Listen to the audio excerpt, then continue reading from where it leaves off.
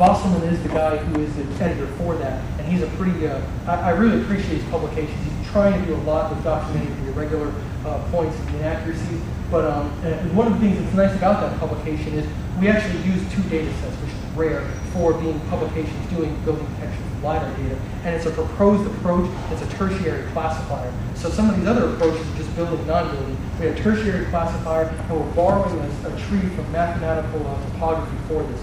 So I think it has a strong fighting chance, and it shows competitive results with the other. But for 71 days, I haven't gotten that yet. Any other questions? I have one more. Okay. Back up 2 years, or whenever you did your proposal 2 years ago. May in 2007, yes. Yeah, 2 years. You can start all over. You've learned a lot over the last 2 years. Let's say you're now back in 07, you can start over. What would you do different that you learned a lot of lessons along the way? I know you learned to hire a high school student to do it. Other than that, what else would you do different? In retrospect, I don't think I would change the registration approach, as strange as that is. Okay. I was really pleased with that. I think much of what I would do different would be in the way that I have coded things.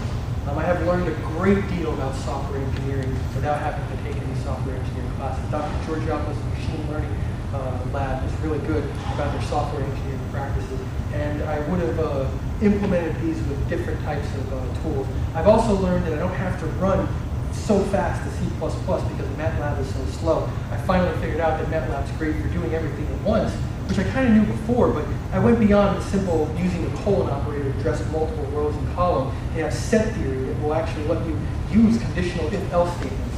And I think I would have went back and would have done that and used that. So the tools that I would have implemented and went this route, I think would have been a little bit different from what I would have started out with. But I might have also changed the aerial image approach a little bit different too. It is competitive with the other results, but it's just challenging. I mean, it's difficult to differentiate sun-side concrete. So I might have changed that a little bit. Those are the avenues I would take a little bit differently. Actually, I was very much thought to see good work. Got me excited. Lots of ideas. It's really what I admire what you did. Ideas split into very complex data. Probably this is because you're funded by industry. So you have to do something big. Because in this business, computer science people, that's typically what they do. They want massive data. And when they put an idea, keep trying it in the data until something works. But since we have infinite amount of time to express, we can really take our time and get off and try to simple things. And the whole approach relies, any of these classification business relies on avoiding redundancy and extracting information that is there, we can't see it, because we always look at spatial things. We think the machine has to look the same way we look. As a matter of fact, when we brought the idea of spectral characteristics, that's just one domain. There are many other transforms which you can see things that are not seen there. As a matter of fact, when you look at RGB, for example, or view intensity situation, whatever three-dimensional domains, you look at spatial, so it's colors, right? I'm sure there is redundancy, because if I look at my picture in blue or green or red or whatever color, I can tell this is an old man, velocity is there, we actually this must be this person. You follow what I'm saying? So as a matter of fact, you also hinted also, or alluded to it by saying, I won't oversample. You know, oversampling means you're trying to extract information that's not there, right? Because beyond some point, the data is not there. So now the basic approach is to be, what is redundant, what is there that is makes sense to you? And this actually can be another PhD to start, or in industry you can start looking at And there are lots of ideas.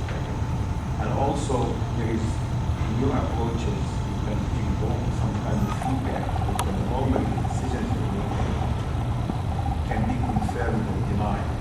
But what is there? So you can get the system to keep on fixing itself until it gets to choose the right data. And you kept talking about preprocessing, which is really a wonderful thing. Because if we know exactly what is to be done with preprocessing, then we will always get 100% accuracy. Makes sense? So, anyway, this is my remark, which I don't want to continue, otherwise I'm going to be here till 6 o'clock. I could talk till 6 o'clock about this. I've been thrown out on my heels by the door machine learning lab way over time. It's a very, very piece of work. Do we have any other questions from the audience? Yes. The audience has no questions. Maybe you presented things so clearly that we had to so confused I don't know what to ask. I just skip a lot of the basics. But we're going to find out very soon. So if there anybody needs questions, so then maybe we can ask the audience and Andy will